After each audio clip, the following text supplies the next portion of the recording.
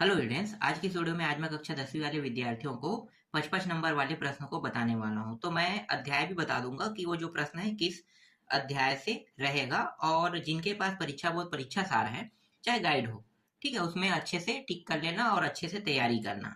तो चलो मैं सारे प्रश्नों को बता देता हूँ। तो सबसे पहले हम लोग अध्याय 3 को देखेंगे, कृषि। देखो, अध्याय का नाम जो है वो अलग अलग हो सकता है, इसलिए आप लोगों को अध्याय का नाम मैं बताते जा रहा हूँ। अध्याय के नाम से आप लोग इन प्रश्नों को उस अध्याय में जाकर ढूंढ लेना। तो एक जो अध्याय है कृषि है, यहाँ से आने वाले हैं 5 नंबर के। ज्यादा प्रश्न नहीं पढ़ना है, बहुत कम पढ़ना है, मैं बहुत कम कम प्रश्न दे रहा हूँ। और जिन प्रश्नों को मैं मोस्ट इंपॉर्टेंट बोलूंगा ना, उस प्रश्नों को तो 100% पढ़ के ही जाना है। और जिसे नॉर्मली मैं इंपॉर्टेंट के तौर पे दूंगा, जिसमें मैं कुछ नहीं कहूंगा वो इंपॉर्टेंट है, समझो। तो देखो, ये जो प्रश्न है दीर्घ उत्तरी प्रश्न क्रमांक 3 में है ना, तो ये जो प्रश्न है मैं दीर्घ उत्तरी प्रश्न क्रमांक 3 में दूंगा। यहाँ पे एक बार पढ़ लो इसे। भारत में ऋतु के अनुसार कितने प्रकार के फसलों का उत्पादन किया जाता है? खरीफ, रबी, जायद, है ना। तो ये याद रखना, ठीक।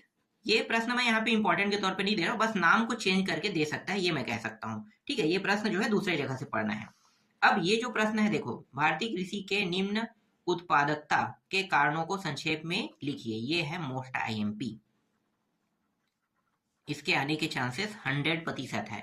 इसको अच्छे से तैयार कर लेना। फिर अगला देखो, ये सिर्फ इंपॉर्टेंट में दे रहा हूं। तो मोटे अनाज के उत्पादन में कमी होने के क्या कारण है? सिर्फ इंपॉर्टेंट में है, ठीक है। तो इंपॉर्टेंट में मैं जिसे रख रहा हूँ उसको आपको भी नहीं छोड़ना है, पढ़ना है। पर चांस कम होता है, इसका आने का चांस 50-50 है, इसलिए इसमें थोड़ा रिस्क लिया जा सकता है। इसलिए इसकी तैयारी सबसे लास्ट में करना। जो मोस्ट इंपॉर्टेंट कह रहा हूँ उसकी तैयारी सबसे पहले करना। इसके बाद ये भी इंपॉर्टेंट है, सकरा गांव के फसल प्रतिरूप में बदलाव से क्या प्रभाव पड़े? आप स्वास्थ्य, रोजगार, भूमि एवं उर्वरक क्षमता आदि बातों का ध्यान में रखते हुए समझाइए, कह रहे हैं। ये सिर्फ इंपॉर्टेंट है। अब आते हैं अगले प्रश्न में। देखो, खरीफ, रबी, जायद फसलों का विवरण उदाहरण सहित दीजिए। तो ये वही प्रश्न है जो मैंने सबसे शुरू में दिखा था। ये है मोस्ट इंपॉर्टेंट, ठीक है। मोस्ट इंपॉर्टेंट प्रश्न है, ये इस साल आने वाला है, इसे अच्छे से तैयार कर लेना। इसके बाद ये प्रश्न भी मोस्ट इंपॉर्टेंट में है।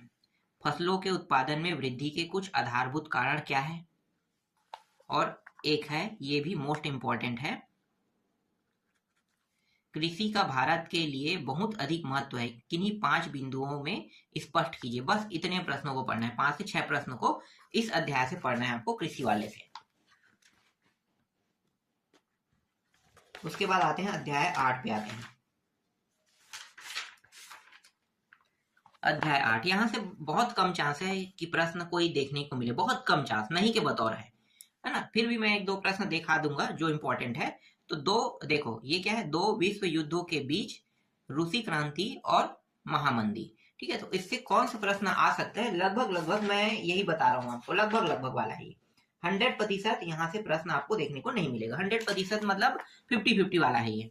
तो एक तो ये प्रश्न है जो 5 नंबर का है, और ये मोस्ट आईएमपी है। मैं हालांकि इस अध्याय को स्किप करने वाला था, यहाँ से प्रश्न जब आएगा नहीं तो स्किप करना ज्यादा बेटर था, लेकिन एक दो प्रश्न ऐसा है जिसके चांसेस है, तो इसलिए ये मोस्ट आईएमपी में मैं ये दे रहा हूँ। आर्थिक मंदी के दौर में वस्तुओं की कीमत क्यों घटी? इसका उद्योगों पर क्या प्रभाव पड़ा? एक हो गया। दूसरा है, मतलब ये तीसरा वाला जो प्रश्न है ये भी 5 नंबर के, ये भी मोस्ट आईएमपी है, ठीक है। मोस्ट आईएमपी बस को दे रहे हो इस अध्याय से। रूस में 1861 से 1940 के बीच किसानों की स्थिति में क्या क्या परिवर्तन आए? ये हो गया। इसके बाद मोस्ट इंपॉर्टेंट में ये वाला प्रश्न है, 1917 में 17 की क्रांति के बाद रूस विश्व युद्ध से क्यों अलग हो गया? ये हो गया एक मोस्ट इंपॉर्टेंट प्रश्न। और एक ये है मोस्ट इंपॉर्टेंट, रूस पर रूसी सोवियत क्रांति के किन्हीं 5 प्रभावों की समीक्षा कीजिए। तो ये भी क्या है, ये भी मोस्ट इंपॉर्टेंट है। बस 4 ही प्रश्न दे रहा हूँ इसमें। इसके अलावा मुझे नहीं लगता है कि इन चारों के अलावा अगर आ सकते हैं तो इन चारों में से कोई एक आएगा, नहीं आएगा तो इस अध्याय से कोई प्रश्न ही नहीं बन रहा है। इसलिए इस अध्याय में ज्यादा प्रश्न देखने की जरूरत नहीं है, फोकस भी नहीं करना है आप लोगों को। और कुछ क्या है क्या? नहीं, बस इतना ही, 4 ही रखो। चलो अगला देखते हैं। इसके बाद अध्याय 18 पे आते हैं। देखो, अध्याय 18, मुद्रा एवं साख, मुद्रा एवं साख में आपको ढूंढना है इन प्रश्नों को। तो देखो मोस्ट इंपॉर्टेंट प्रश्न इस साल के ज्यादातर चांस, आने वाले चांस में ये प्रश्न भी है, मोस्ट आईएमपी, ठीक है, मोस्ट इंपॉर्टेंट प्रश्न। बैंक के कार्य और भारतीय रिजर्व बैंक के कार्य दोनों को मिला के देगा, याद रखना दोनों एक साथ आएगा ना, तो मोस्ट आईएमपी प्रश्न है, दोनों एक साथ ऐड हो जाएगा। तो मोस्ट इंपॉर्टेंट प्रश्न में आपको इसको देखना है। इसके बाद अगला जो प्रश्न है ये है, मुद्रा के प्रमुख कार्य लिखे, ये भी मोस्ट इंपॉर्टेंट प्रश्न है। मुद्रा के प्रमुख कार्य लिखे कोई 5, ये सिर्फ इंपॉर्टेंट है। स्व सहायता समूह गिरवी रखने की शर्त को कैसे संभाल पाते हैं, चर्चा करें, ये सिर्फ इंपॉर्टेंट है। अगला है, ये भी मोस्ट इंपॉर्टेंट में, ये भी मोस्ट इंपॉर्टेंट है। देखो, ऋण की सुविधा एक ओर हमारी आय बढ़ाने में सहायक होती है, वहीं दूसरी ओर कर्ज के जाल में फंसा देती, कैसे, आसपास के उदाहरण से समझाइए कह रहा है, मतलब हमें समझाना है आसपास के उदाहरण को देखकर। ये हो गया। ये प्रश्न 2024 में आ चुका है, ऋण के लिए शर्तें, है ना, तो इसे इंपॉर्टेंट बस में रखो। हाँ, ऐसा नहीं कि इसके ये जो प्रश्न है इसके दोबारा आने के चांसेस नहीं, ऐसा नहीं कह सकते, ये दोबारा आ सकता है। ये प्रश्न बहुत ज्यादा महत्वपूर्ण, बहुत ज्यादा, ये दोबारा आ सकता है, पर मैं इसे मोस्ट इंपॉर्टेंट में नहीं रखूंगा। इसके भी चांसेस मान लो 50-50 क्यों, क्योंकि 2024 के प्रश्न पत्र में आ चुका है, तो नहीं के बतौर रहेगा इसका। फिर ये प्रश्न भी देखो, ये भी आ चुका है, यदि भारतीय रिजर्व बैंक वाणिज्य बैंकों पर नियंत्रण नहीं रखे तो मुद्रा एवं साख व्यवस्था पर क्या प्रभाव पड़ेगा, ये भी आ चुका है ना, तो इनके भी चांसेस कम हो गया। व्यक्तिगत खर्च एवं व्यापार के लिए साख की आवश्यकता पड़ती है, कोई 3 उदाहरण देकर समझाइए, ये प्रश्न हो गया एक इंपॉर्टेंट में। ये हो गया साख से क्या आशा है, भारतीय रिजर्व बैंक की भूमिका को समझाइए, ये मोस्ट इंपॉर्टेंट है। मुद्रा के प्राचीन एवं आधुनिक स्वरूप को एक टिप्पणी देकर लिखिए, ये भी मोस्ट इंपॉर्टेंट है। केंद्रीय बैंक और व्यापारिक बैंक में अंतर स्पष्ट कीजिए, ये भी मोस्ट आईएमपी प्रश्न है। देखो 5 नंबर के प्रश्न इस अध्याय से आ रहे हैं, है ना। अब एक और प्रश्न है, ये सिर्फ इंपॉर्टेंट, भारतीय रिजर्व बैंक का जिक्र किस किस संदर्भ में आया है, ये सिर्फ इंपॉर्टेंट है। इसके बाद अधिवास अध्याय 6 देखते हैं।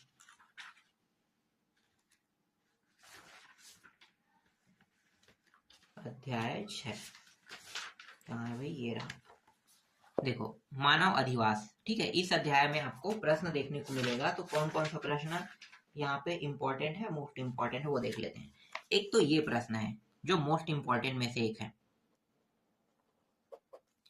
नगरीकरण से कौन कौन सी समस्या उत्पन्न हो रही है, उदाहरण देकर समझाइए। दूसरा है ये, ग्रामीण अधिवास और नगरीय अधिवास की तुलना कीजिए, ये भी मोस्ट इंपॉर्टेंट है। ये प्रश्न जो है सिर्फ इंपॉर्टेंट, नगर की विकास अवस्थाओं का वर्णन कीजिए, इसे आप छोड़ भी सकते हो, ये इतना इंपॉर्टेंट नहीं है। ग्रामीण अधिवास के प्रतिरूपों का वर्णन कीजिए, ये भी मोस्ट इंपॉर्टेंट है। भारतीय गांवों की प्रमुख विशेषताएं लिखिए, ये भी मोस्ट इंपॉर्टेंट है।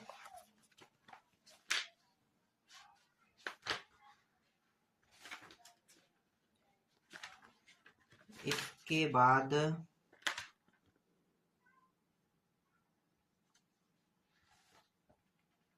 बाद वैश्वीकरण, ठीक है, अध्याय, अगला अध्याय देखते हैं, 18 अध्याय में आते हैं। 18 है कि 16 है, 16 है, सॉरी 16 है, 16 है, लोकतंत्र एवं सामाजिक आंदोलन, ठीक है। तो यहाँ से कौन कौन से प्रश्न आपको देखना है वो भी मैं बता देता हूँ, बहुत सारे प्रश्न है, सबको तो नहीं देखना है। सामाजिक आंदोलन की प्रकृति विशेषताएं, इसको तो नहीं देखना है, छोड़ दो इसको, ठीक है। इसके जगह पे ये प्रश्न, ठीक है, ये मोस्ट इंपॉर्टेंट है। नियमगिरी आंदोलन का विवरण दीजिए, मोस्ट इंपॉर्टेंट में ये भी कमेटी ऑफ 100 वाला, ठीक है, ये भी मोस्ट इंपॉर्टेंट में है। ये सिर्फ इंपॉर्टेंट में, इंग्लैंड एंड संयुक्त राज्य अमेरिका, निःशस्त्रीकरण वाला। इसके बाद ये प्रश्न जो है ये भी मोस्ट इंपॉर्टेंट में है। सामाजिक आंदोलन क्या है, यह आंदोलन क्यों होता है, ठीक है, ये मोस्ट इंपॉर्टेंट में है और ये भी मोस्ट इंपॉर्टेंट में है। मोस्ट इंपॉर्टेंट में 2024 में आ चुका है तो ये नहीं आएगा। निःशस्त्रीकरण की आवश्यकता क्यों है, तो इसको छोड़ देना है। फिर एक और अध्याय है, ये अंतिम अध्याय है, यह है वैश्वीकरण, ठीक है। वैश्वीकरण से कौन कौन से प्रश्न इंपॉर्टेंट है वो मैं बता देता हूँ। वैश्वीकरण भी एक ऐसा अध्याय है जहां से प्रश्न नहीं बनते हैं, बहुत कम चांस है बनने वाला। तो इसमें भी लेकिन प्रश्न ऐसे हैं कि इस साल के मतलब इस साल यहाँ से आने वाले हैं।